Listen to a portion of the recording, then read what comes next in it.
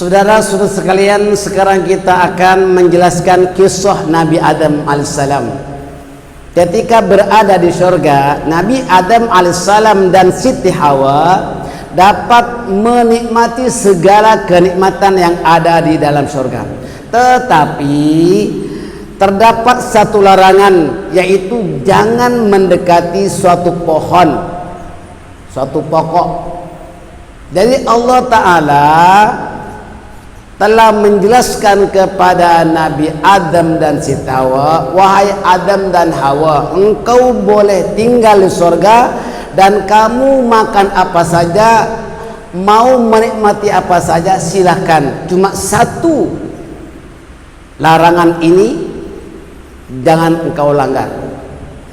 Apa itu? Jangan kamu mendekati suatu pokok ini. Pokok itu buahnya bernama buah khuldi, sesuai dengan firman Allah Subhanahu wa taala yang termaktub di dalam surah Al-Baqarah ayat ke-35. A'udzu billahi minasyaitonir rajim. Wa qulna ya Adam uskun anta wa zawjukal jannata wa kula minha ragadan haitsu syi'tuma wa la taqraba hadhihi asy-syajarata fatakuna minadh dhalimin. Dan kami berfirman, yakni Allah berfirman, wahai Adam, diamilah olehmu dan istrimu di surga ini dan makanlah dengan segala apa yang kamu sukai, tetapi janganlah engkau dekati pohon ini yang menyebabkan kamu termasuk orang-orang yang zalim. Artinya apa? Allah mengizinkan duduk di surga dan menikmati segala apa yang ada di surga itu, namun satu larangan, tak boleh mendekati pohon. Wala taqraba hadhihi syajarah. Kamu dan istrimu, kamu dan Hawa tak boleh dekat ini pokok. Larangan. Saudara, iblis yang terkutuk itu berusaha untuk memperdaya mereka berdua supaya terusir dari surga. Ini taktik iblis karena dendam. Mulailah iblis itu menghasut Adam dan Hawa, maka Hawa terpedaya dan memujuk rayu Adam supaya mendekati pohon itu. Saudara, ibu-ibu, yang terpedaya makan hasut iblis ini adalah Siti Hawa. Nabi Adam tidak terpedaya dengan hasutan iblis itu, tetapi Siti Hawa itu memujuk dan merayu Nabi Adam supaya dekat pokok itu. Maka Nabi Adam menuruti istrinya dan dekat. Kedua insan ini mendekati pokok itu, padahal itu larangan. Nah, maka dengan mendekati pokok larangan itu terbugillah, telanjang bugil, sehingga dia merasa malu mengambil dedaun di surga untuk menutupi auratnya. Saudara, kemudian mereka mendekatinya dan makan pula buah pohon khuldi terlarang itu. Dia bukan hanya dekat, tapi setelah dekat dia pasti bagaimanapun dia mesti makan. Artinya apa? Allah Ta'ala melarang jangan mendekati pokok itu, karena kalau kamu dekat pasti kamu makan. Nah, maka tertanggallah pakaian mereka berdua itu karena melanggar perintah Allah SWT. Terbuka auratnya, maka kedua insan itu menutupi auratnya dari dedaun surga. Anda rujuk dalam surah Al-A'raf ayat ke-20 hingga ayat ke-21. Ya bani Adam la yaftinannakumus syaitanu kama akhraja abawaykum minal jannah wahai anak Adam, janganlah sekali-kali kamu ditipu oleh syaitan sebagaimana dia telah mengeluarkan kedua ibu bapamu, yakni Adam dan Hawa, daripada syurga. Artinya ini peringatan kepada Bani Adam, yakni kepada manusia. Wahai manusia, jangan kamu tertipu oleh syaitan yang menyebabkan ibu bapamu, yakni Adam dan Hawa, telah keluar dari surga. Karena apa? Karena terpedaya dengan hasutan syaitan. Coba bayangkan, ini peringatan daripada Allah SWT. Maka kita sudah tahu apabila kita mau membaca Al-Quran ataupun bersesuatu, berdoa dan sebagainya, membaca a'udzubillahi minasyaitonirrajim, aku berlindung kepadamu ya Allah daripada syaitan yang terkutuk. Syaitan itu adalah musuhmu yang nyata.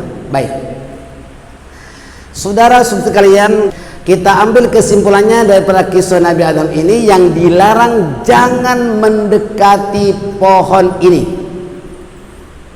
Coba kita pikirkan apa yang dilarang oleh Allah Subhanahu wa taala di dalam Al-Qur'an. Yang pertama jelas adalah dilarang mendekati orang yang penagih, yakni orang yang hisab dadah.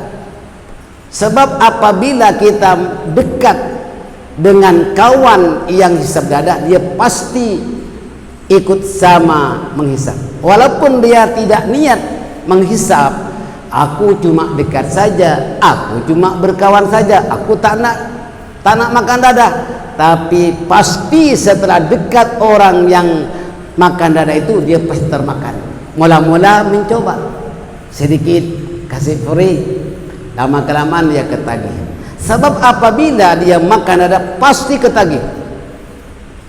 Itu yang dimaksudkan. Apalagi yang dilarang dalam Al-Quran, seseorang itu akan ketagih. Coba bayangkan apa yang ketagih. Minum arak itu ketagih. Dilarang oleh Allah Subhanahu wa taala minum arak. Jangankan minum arak, mempamerkan botolnya diletakkan di rumah pun tak boleh. Walaupun dia tidak minum, maka tidak boleh mempamerkan botol-botol bia. Walaupun botol bia itu yang branded misalnya, itu walaupun kita tak minum tapi menghias dengan botol bia, itu hukumnya haram. Menolong untuk membelikan bia haram, mengangkat haram hukumnya. Coba bayangkan dari berbahayanya. Kalau orang itu menyimpan bia di rumah walaupun tak minum, itu dosanya double. Kenapa double? Yang pertama, dia dosa karena mempamerkan minuman yang dilarang oleh Allah Subhanahu wa taala. Yang kedua, dosa mungkin ada keluarga atau sahabat ataupun jiran melihat rumahnya, orang ini minum lah, padahal dia tak minum, cuma buat perhiasan. Tetapi gara-gara perbuatan kamu menyimpan botol bia itu menyebabkan orang itu buruk sangka. Dosa tak dosa? Dosa. Nah, jadi dilarang oleh Allah Subhanahu wa taala. Yang kedua, yang ketagih, yaitu main judi. Main judi itu menang ataupun kalah dilarang oleh Allah Subhanahu wa taala. Kalau orang itu menang main judi, dia akan mengatakan saya akan coba main lagi biar tambah. Bahkan kalau dia menang longkang yang begitu dalam panjang, wah dia bisa melompat jauh. Kalau main judi, dia akan coba demi coba untuk macam mana mau menang. Akhirnya mencuri uang, kadang-kadang barang kemas istrinya dipaksa diminta. Bahkan ada di antara orang yang kalah main judi sanggup mencuri mas kawin yang telah diberikan kepada istrinya. Bisa sampai hati begitu. Bahkan ada yang menjual istrinya. Wal iyadzubillah. Coba bayangkan. Menang ataupun kalah, tetap hukumnya haram main judi ini. Yang ketiga apa lagi? Coba anda pikir apa lagi yang dilarang oleh Allah SWT? Berzina. Walaupun berzina ini mau sama mau, mau sama mau tak dosa. Enggak. Ini bukan mau atau tidak, artinya bukan karena mau sama mau, tetapi karena berzina ini adalah dilarang oleh Allah.